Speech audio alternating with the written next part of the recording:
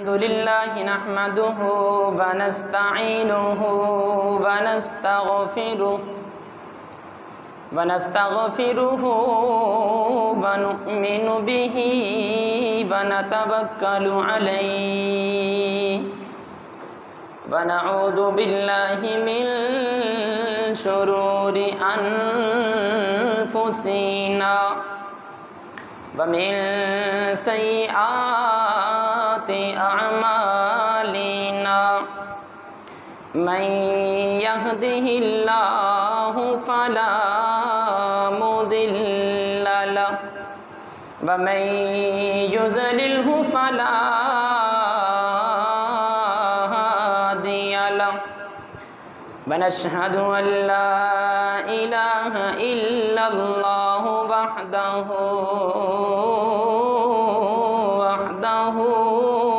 لا شريك له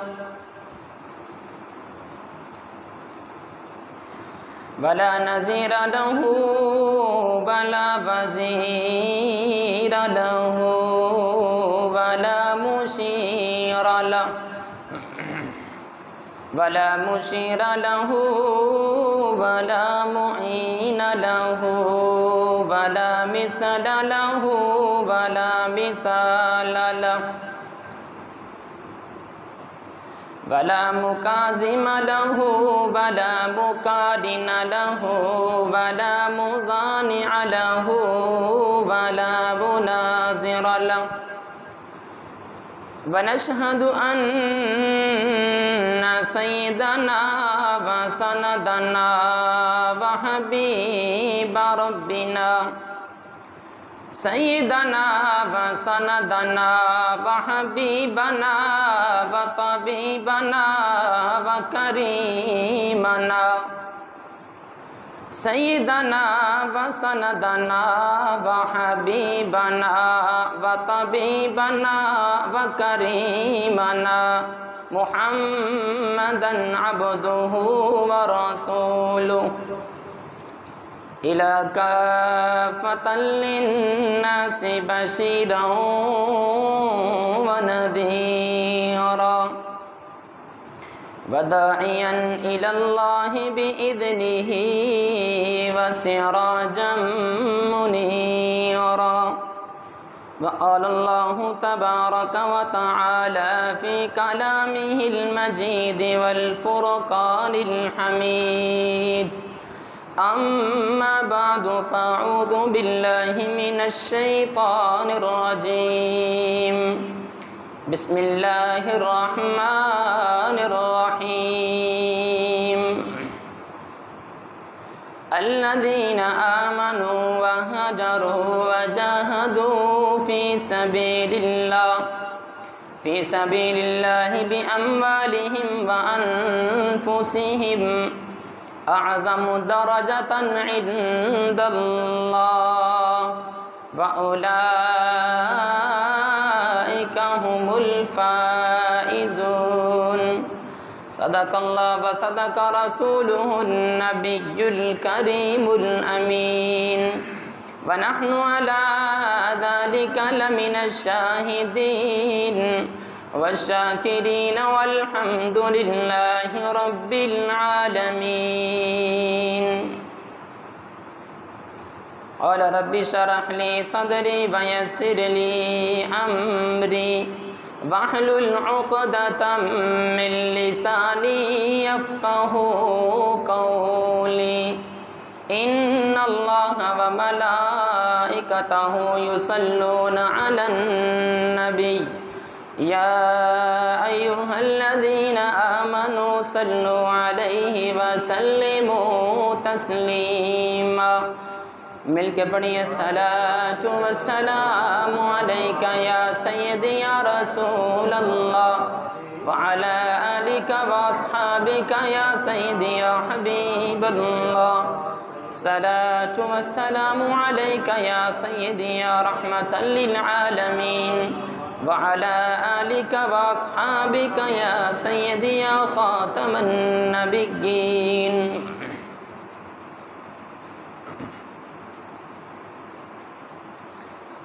نبی کا لب پر جو ذکر ہے بے مثال آیا، کمال آیا۔ نبی کا لب پر، آپ میرے ساتھ مل کر پڑھیں، اس کو چھوڑیں۔ نبی کا لب پر جو ذکر ہے بے مثال آیا، کمال آیا۔ جو ہجر طیبہ میں یاد بن کر خیال آیا، کمال آیا۔ نبی کا لب پر جو ذکر ہے بے مثال آیا، کمال آیا۔ عمر کی جرأت پہ جاؤں قربان کہ کافر بھی ہے ان سے لرزاں۔ عمر کی جرأت پہ جاؤں قربان کہ کافر بھی ہے ان سے لرزاں۔ عمر کے آنے سے کفر پر جو زوال آیا، کمال آیا۔ نبی کا لب پر جو ذکر ہے بے مثال آیا، کمال آیا۔ غرور حوروں کا توڑ ڈالا، غرور حوروں کا توڑ ڈالا، لگا کے ماتھے پہ تل خدا نے، جو کالے رنگ کا غلام تیرا بلال آیا، کمال آیا۔ جو ہجر طیبہ میں یاد بن کر خیال آیا، کمال آیا۔ آقا تیری دعاؤں کی بدولت عذاب رب سے بچے ہوئے ہیں۔ آقا تیری دعاؤں کی بدولت عذاب رب سے بچے ہوئے ہیں۔ جو حق میں امت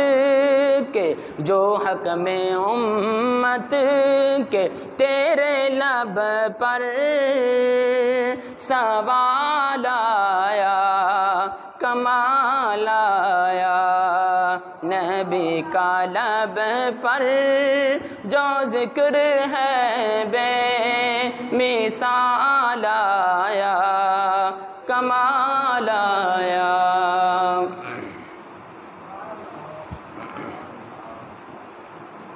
ہر قسم کی حمد و ثنا اللہ رب العزت کی ذات کے لیے، جو مالک کائنات بھی ہے اور مالک شش جہات بھی۔ اللہ جل وعلا کی حمد و ثنا کے بعد لاکھوں کروڑوں درود پاک امام الانبیاء، فخر الانبیاء، سید الانبیاء و سید المرسلین، مولا کائنات، فخر موجودات، سید انس و جاں، والی کون و مکان،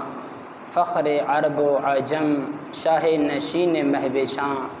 بدر الدجا، شمس الضحیٰ، ساقی کوثر، شافی محشر،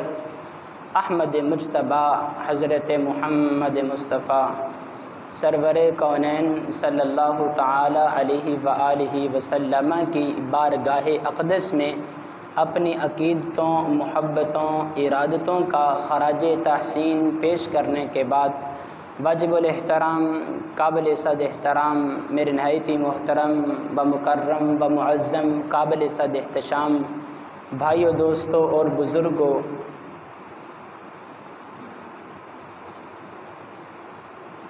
اللہ رب العزت کا لاکھ لاکھ شکر ادا کرتے ہیں کہ اللہ خالق لم یزل نے ہم پر احسان عظیم فرمایا کہ آج پھر رمضان المبارک کے مقدس مہینے میں اور جمعۃ المبارک کے مقدس دن میں چند لمحے دین اسلام کی بات سننے اور سنانے کے لیے ہم جمع ہیں۔ اللہ خالق لم یزل سے دعا ہے کہ اللہ پاک ہم سب کو مجھ سمیت اس پر عمل کرنے کی توفیق عطا فرمائے۔ انہوں چلاؤ والد چلاؤ چاری آواز دے کے۔ محترم سامعین، میں نے آپ کے سامنے قرآن مجید فرقان حمید میں سے ایک آیت کریمہ تلاوت کی ہے، جس میں اللہ تبارک و تعالی نے ارشاد فرمایا: الذین آمنوا وہاجروا وجاہدوا فی سبیل اللہ باموالہم وانفسہم اعظم درجۃ عند اللہ واولئک هم الفائزون۔ اللہ رب العزت نے قرآن مجید میں ارشاد فرمایا کہ وہ لوگ جو ایمان لائے، وہاجروا اور اللہ کے راستے میں ہجرت کی، وجاہدوا اور اللہ کے راستے میں جہاد کیا، باموالہم اپنے مال کے ساتھ، وانفسہم اپنی جانوں کے ساتھ، اعظم درجۃ عند اللہ وہ اللہ کے نزدیک بہت بڑے مرتبے پر فائز ہو چکے ہیں۔ وہ فائز، وہ کامیابی کون سی ہے؟ آگے اللہ رب العزت خود ہی فرماتا ہے کہ وَأُولَئِكَ هُمُ الْفَائِزُونَ، یہی لوگ کامیاب ہیں۔ محترم سامعین، آج 17 رمضان المبارک ہے۔ 17 رمضان المبارک کے اندر مختلف موضوعات ہیں۔ یہی 17 رمضان المبارک تھا کہ جب ایک عورت کے، ایک لڑکی کے خط لکھنے پر محمد بن قاسم عرب کی دھرتی کو چھوڑ کر سندھ سے داخل ہوتا ہوا ملتان کی سرزمین پر آ کر جس نے اسلام کا پرچم لہرا دیا تھا، یہی 17 رمضان المبارک کا دن تھا، اور رمضان کا مہینہ تھا اور جمعے کا ہی دن تھا۔ اسی طرح حضرت علی رضی اللہ تعالی عنہ کرم اللہ وجہ الکریم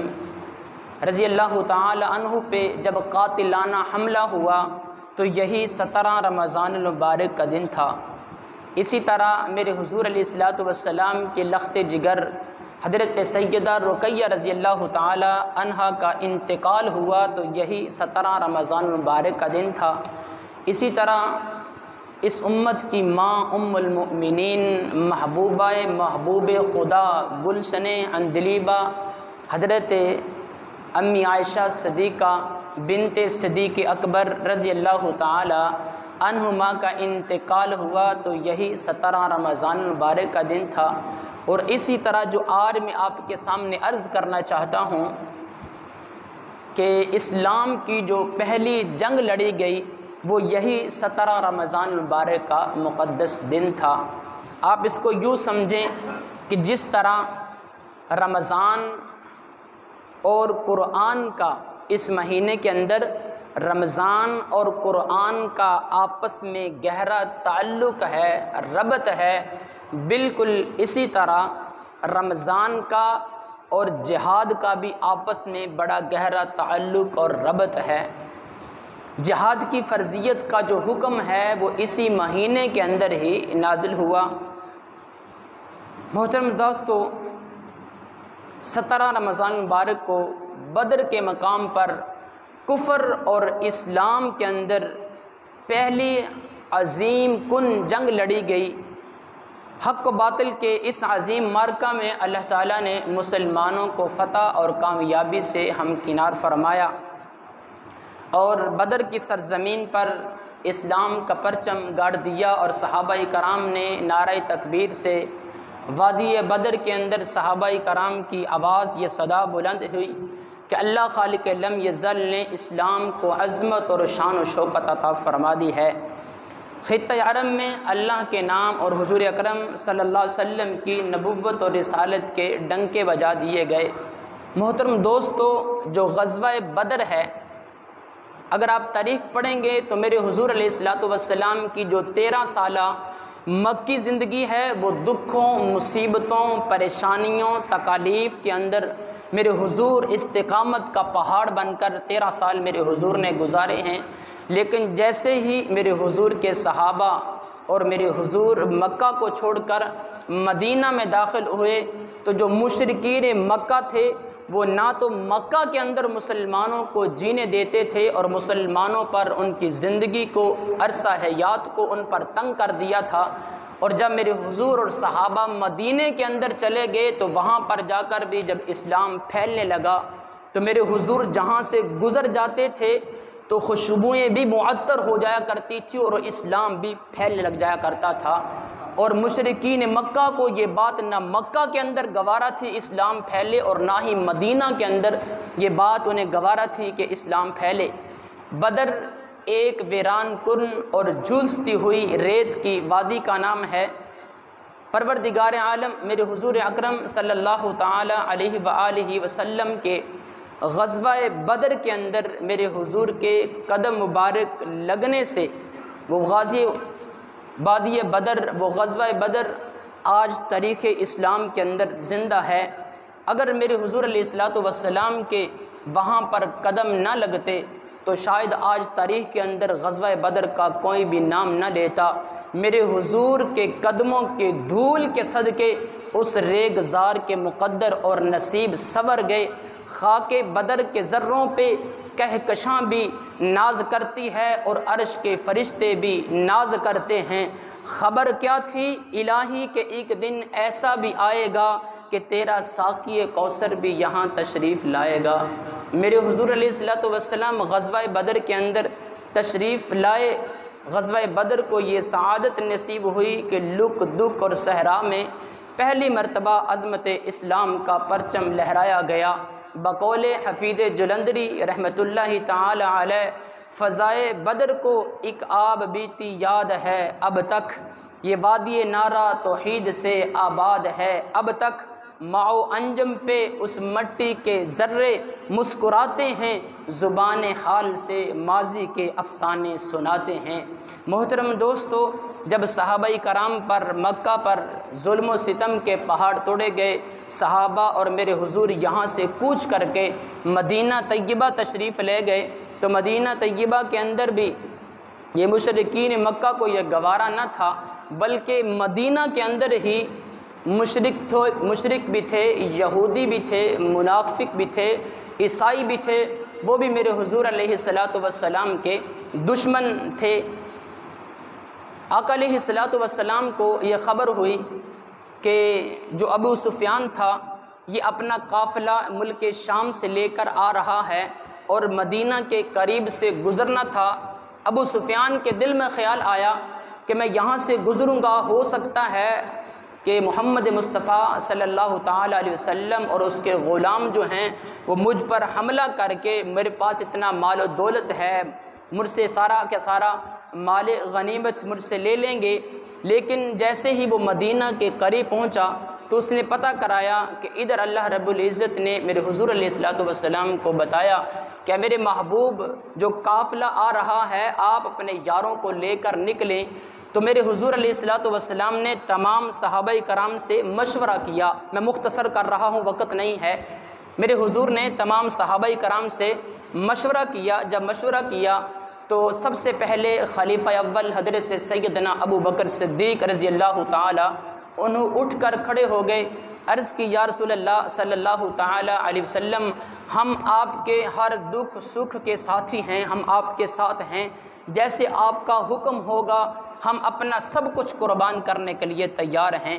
اس کے بعد عمر فاروق رضی اللہ تعالی عنہ اٹھ کر کھڑے ہوئے، انہوں نے بھی بڑے ولولے اور بڑے جوش و خروش کے ساتھ میرے حضور علیہ الصلوۃ والسلام کے سامنے عرض کی کہ یا رسول اللہ فداک ابی و امی، یا رسول اللہ ہمارا سب کچھ آپ پر قربان ہے، آپ کا حکم ہوگا ہم سب کچھ آپ پہ نچھاور کر دیں گے۔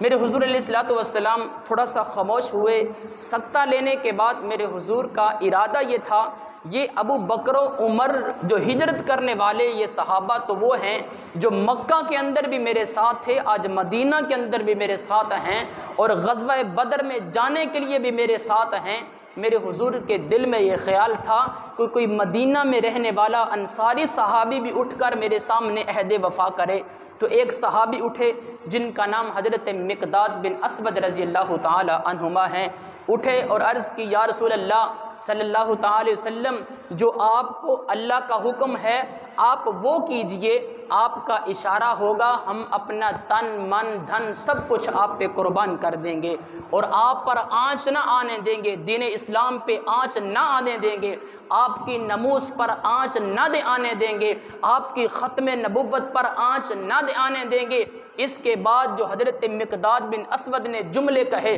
وہ تاریخی جملے ہیں اور اپنے دل پر نقش کرنے کے قابل ہیں۔ حضرت مقداد بن اسود رضی اللہ تعالی عنہما نے کہا تھا یا رسول اللہ فداک ابی و امی و روحی و قلبی یا سیدی یا رسول اللہ صلی اللہ تعالی علیہ وسلم، یا رسول اللہ ہم قوم موسیٰ کی طرح نہیں ہیں جنہوں نے اپنے نبی موسیٰ سے کہا تھا کہ اے موسیٰ آپ جائیں جنگ کرنے کے لیے، آپ کا خدا جائے اور جنگ لڑیں، فَاذْهَبْ أَنْتَ رَبُّكَ فَقَاتِلَا إِنَّا هَاهُنَا قَاعِدُونَ، آپ جائیں آپ کا رب جائے جا کے جنگ کریں، جب آپ جنگ کر کے پلٹ کر آئیں گے ہم تب آئیں گے۔ حضرت مقداد بن اسود نے کہا یا رسول اللہ صلی اللہ تعالی وسلم ہم موسیٰ کے اصحاب نہیں ہیں، ہم محمد الرسول اللہ کے اصحاب ہیں، یا رسول اللہ ادھر آپ کا حکم ہوگا ہم اپنا سب کچھ نچھاور کر دیں گے۔ یہ صحابی بیٹھ گئے، میرے حضور نے دعائیہ کلمات ان کے لیے ارشاد فرمائے۔ اس کے بعد حضرت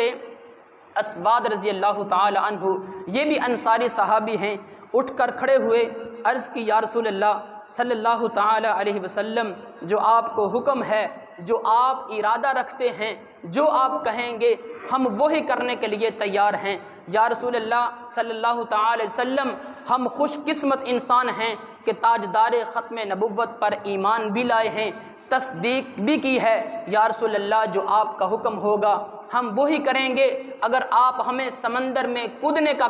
کہیں گے تو ہم سمندروں کے اندر کود جائیں گے، اپنے گھوڑے بھی سمندروں میں ڈال دیں گے۔ یا رسول اللہ جو آپ کا حکم ہوگا ہم وہی کرنے کے لیے تیار ہیں۔ جب میرے حضور نے انصاری صحابہ کرام کے جذبات دیکھے تو میرے حضور کا چہرہ خوشی کے ساتھ چمک اور دمک اٹھا۔ میرے حضور نے فرمایا کہ تمہیں جنت کی خوشخبری ہو، تم پر محمد مصطفیٰ بھی راضی ہو چکا ہے، اس کا خدا بھی راضی ہو چکا ہے۔ تو میرے محترم دوستو، اس کے بعد یہ قافلہ آگے بڑھتا ہے، صف آرا ہوتی ہیں۔ میرے حضور علیہ الصلوۃ والسلام نے جب صحابہ کرام کو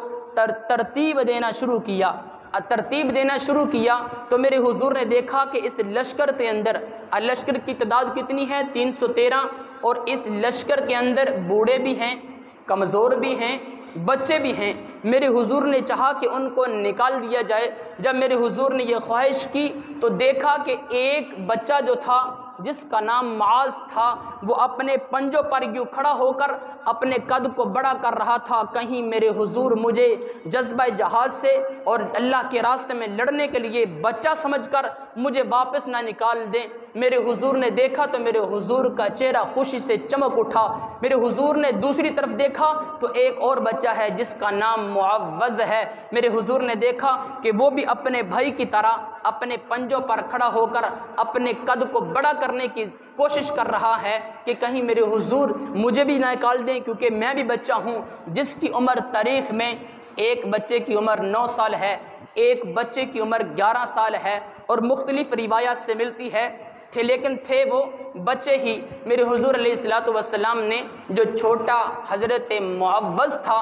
اس سے فرمایا کہ معوذ تم بچے ہو، تم پیچھے نکل جاؤ۔ تو حضرت معوذ کی آنکھوں میں آنسو آ گئے، ابھی عمر کی نہیں ہے، 7-8 سال عمر ہے۔ میرے حضور کے سامنے عرض کی یا رسول اللہ صلی اللہ تعالی علیہ وسلم، میں قد میں چھوٹا ہوں عمر میں چھوٹا ہوں لیکن تجربے میں اور طاقت میں بڑا ہوں، اگر آپ نے میرے دوسرے بھائی جس کو آپ نے قبول کر لیا ہے میری اس کے ساتھ کشتی کرا کے دیکھ لیں۔ تو پھر میرے حضور نے حضرت معاذ اور حضرت معوذ کی کشتی کرائی ہے۔ جب کشتی کر رہے تھے جو چھوٹا حضرت معوذ تھا اس نے معاذ کے کان میں کہا، اے بھائی تو بڑا ہے، تو مقبول ہو چکا ہے، منظور ہو چکا ہے، تجھے تو میرے حضور نے اجازت دے دی ہے، میرے نبی کا جو فیصلہ ہے وہ بدلہ نہیں کرتا، میرے حضور کا فیصلہ بدلہ نہیں کرتا، اے معاذ تجھے حکم ہو چکا ہے، اجازت مل چکی ہے، لیکن خیال کرنا مجھے گرا نہ دینا، خیال کرنا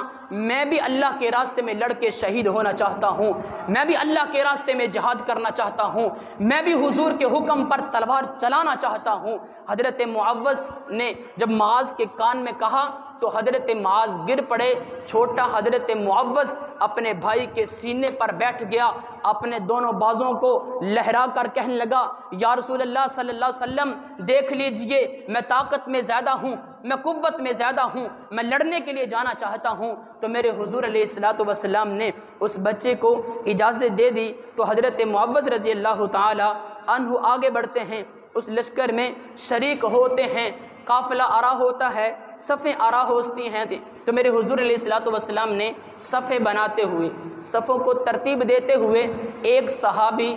حضرت اعمش رضی اللہ تعالی عنہ جب صفیں ترتیب دے رہے تھے تو اس کے پیٹ پر چھڑی لگی کیونکہ بدن پر کرتا نہ تھا۔ جب یہ صحابہ کرام مدینہ سے روانہ ہوئے تو ان کے پاس 70 اونٹ تھے، 8 زریں تھیں، 6 ٹوٹی پھوٹی تلواریں تھیں، بے سر و سامانی کے عالم میں نکلے ہیں، اور 2 پاس گھوڑے تھے۔ جب وہاں پر پہنچے تو میرے حضور صفوں کو ترتیب دے رہے تھے، اور بعض صحابہ ایسے بھی تھے جن کے پاؤں میں جوتے نہ تھے، بعض ایسے تھے جن کے جسم پر کرتا بھی نہ تھا، اسی حالت میں بے سر و سامانی کے عالم میں پہنچے ہیں۔ تو حضرت اعمش رضی اللہ تعالی عنہ کے پیٹ پر میرے حضور نے ہلکی سی چھڑی لگائی، تکلیف ہوئی، عرض کی یا رسول اللہ صلی اللہ علیہ وسلم آپ تو عدل کرنے کے لیے آئے ہیں، آپ تو انصاف کرنے کے لیے آئے ہیں، آپ نے مجھے تکلیف دی ہے۔ تو میرے حضور علیہ السلام نے وہ چھڑی حضرت اعمش کے ہاتھ میں دی، اپنے پیٹ سے کپڑا ہٹایا، تو میرے حضور نے فرمایا اعمش میں نے آپ کو تکلیف دی ہے، یہ میرا پیٹ حاضر ہے، میرا شکم حاضر ہے، آپ بدلہ لے سکتے ہیں۔ تو حضرت اعمش رضی اللہ تعالی عنہ نے جب یہ دیکھا تو آگے بڑھے، چھڑی کو پھینک دیا اور اپنے لب حضور کے پیٹ پر رکھ دیے اور بوسے دینے لگے۔ عرض کی یا رسول اللہ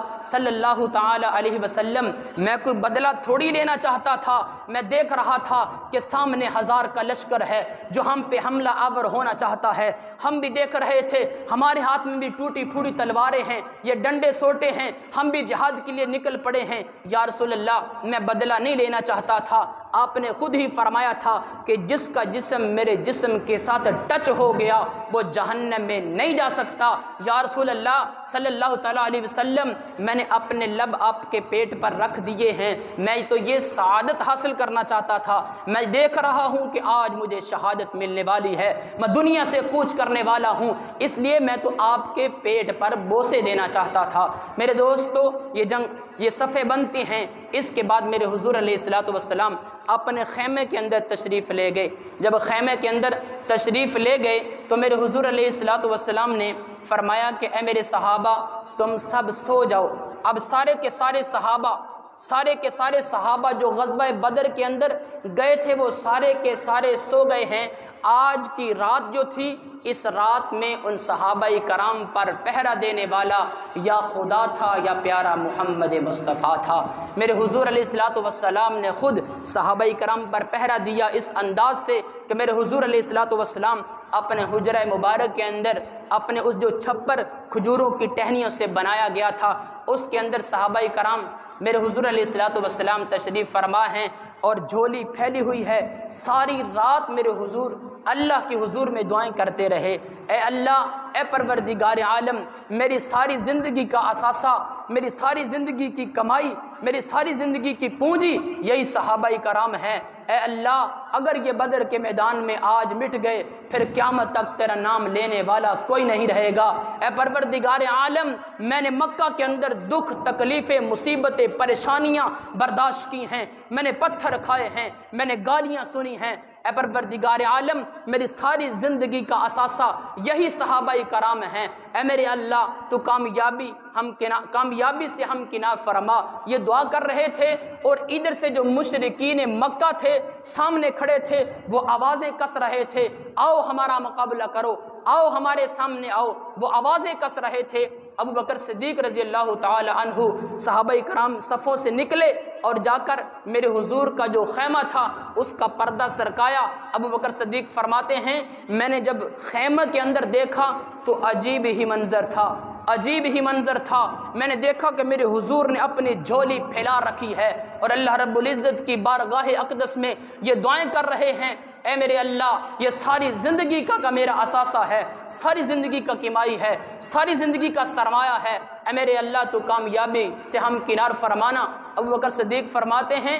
میں نے حضور کی داڑھی مبارک کی طرف دیکھا تو میرے حضور کی داڑھی مبارک آنسوں سے تر ہو چکی تھی۔ میں نے جھولی کی طرف دیکھا تو میرے حضور کے جو جھولی تھی، میرے حضور کا کپڑا مبارک تھا، وہ بھی آنسوں سے تر ہو چکا تھا۔ لیکن ابو بکر صدیق رضی اللہ تعالی عنہ وہ صحابی رسول ہیں کہ میرے حضور کے آنسو دے کر برداشت نہ کر سکے۔ ابو بکر صدیق رضی اللہ تعالی عنہ نے عرض کی، یا رسول اللہ صلی اللہ تعالی علیہ وآلہ وسلم، اب بس کیجئے، حسبک، بس کافی ہے، فقد انعمت علی ربک،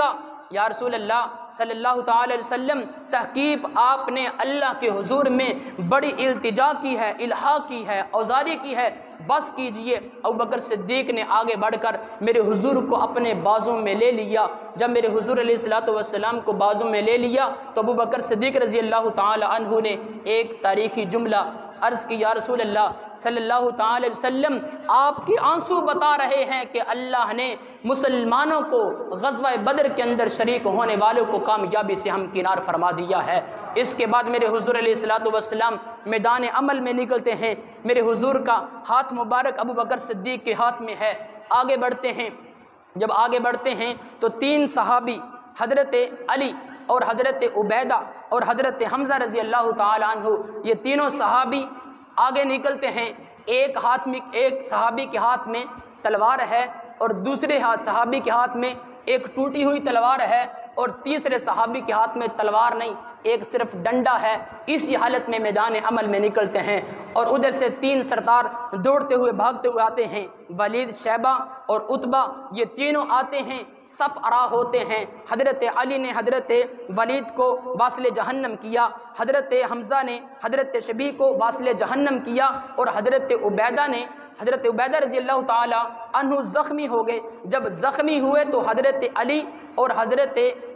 حمزہ رضی اللہ تعالی عنہ نے دونوں نے مل کر اس عتبہ کو واصل جہنم کیا۔ حضرت عبیدہ رضی اللہ تعالی عنہ دوڑتے ہوئے میرے حضور علیہ الصلوۃ والسلام کی خدمت عالیہ میں حاضر ہوئے، عرض کی، یا رسول اللہ صلی اللہ تعالی علیہ وآلہ وسلم، کاش آج ابو طالب زندہ ہوتے، اپنی آنکھوں سے دیکھتے ہم کیسے آپ پر اپنی جانیں نچھاور کر رہے ہیں، یا رسول اللہ صلی اللہ تعالی علیہ وسلم۔ اور ایک روایت میں ہے کہ حضرت عبیدہ نے اپنے رخسار میرے مصطفیٰ کریم کی تلیوں کے ساتھ رکھ دیے، عرض کی، یا رسول اللہ صلی اللہ تعالی علیہ وسلم، میں نے اپنی زندگی میں کسی کافر، کسی منافق، کسی بدبخت کو آپ کی توہین کرتے نہیں دیکھا۔ میں دنیا سے جا رہا ہوں، کلمہ پڑھا ہے، جان دے دی، جان دی ہوئی اسی کی تھی، حق تو یہ ہے کہ حق ادا نہ ہوا۔ میں آپ کے لیے تاریخی جملے وہ جو حضرت عبیدہ رضی اللہ تعالی عنہ نے کہے تھے، آپ کے سامنے ان الفاظ کو دہرا رہا ہوں۔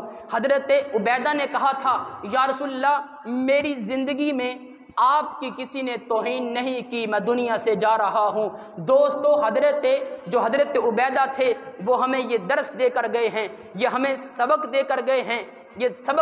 گئے ہیں، مسلمانوں، میرے حضور کے امتیوں، تمہارے سامنے فرانس نے خاکے بنائے لیکن ہمارا ایمان حرکت میں نہ آیا، تمہارے سامنے تمہارے ملک کے اندر میرے حضور کی گستاخیاں کی گئی، تمہارے پڑوس میں میرے حضور علیہ الصلوۃ والسلام کی گستاخیاں کی گئی، لیکن ہمارا ایمان حرکت میں نہ آیا اور میرے حضور علیہ الصلوۃ والسلام سے پیار کرنے والے، میرے حضور سے محبت کرنے والے، عشق و محبت کی داستان کو رقم کرنے والے اپنی جانیں نچھاور کر کے دنیا سے چلے گئے۔ محترم دوستو، اس کے بعد مختصر کرتا ہوں،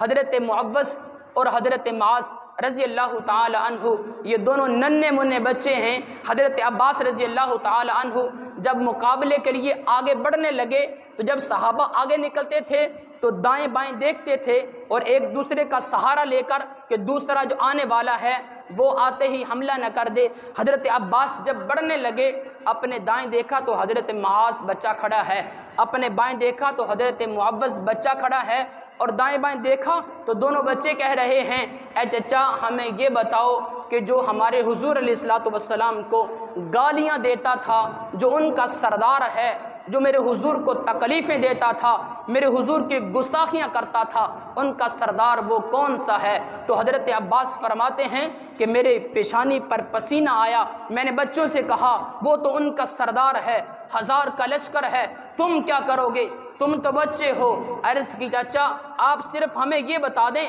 کہ وہ جو میرے حضور کو گالیاں دیتا ہے وہ کون ہے، تم کیا کرو گے؟ بچے کہنے لگے قسم کھائی ہے، قسم کھائی ہے، مر جائیں گے یا ماریں گے ناری کو، سنا ہے یہ گالیاں دیتا ہے محبوب باری کو۔ حضرت عباس رضی اللہ تعالی عنہ نے جب ابو جہل کو گھوڑے سے صفیں چیرتے ہوئے آتے ہوئے دیکھا تو حضرت عباس رضی اللہ تعالی عنہ نے بچوں سے فرمایا کہ بیٹا وہ سامنے ہے ان کا سردار جو ہمارے حضور کو گالیاں دیتا ہے۔ تو حضرت عباس رضی اللہ تعالی عنہ فرماتے ہیں میری یہ بات کہنے کی دیر تھی کہ وہ دونوں معاذ اور معوذ